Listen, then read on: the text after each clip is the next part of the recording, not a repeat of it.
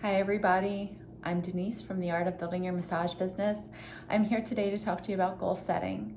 So if you follow me on Facebook, a lot of my posts are about goal setting. I find goal setting is extremely important as an entrepreneur because it helps us decide what's important.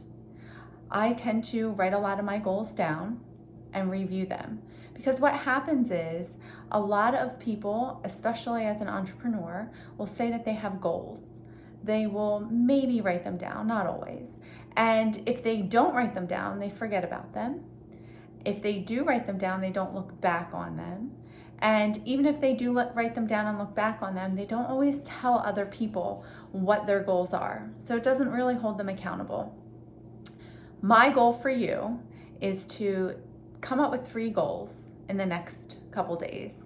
Write them down, share them with family, friends, share them with your clients.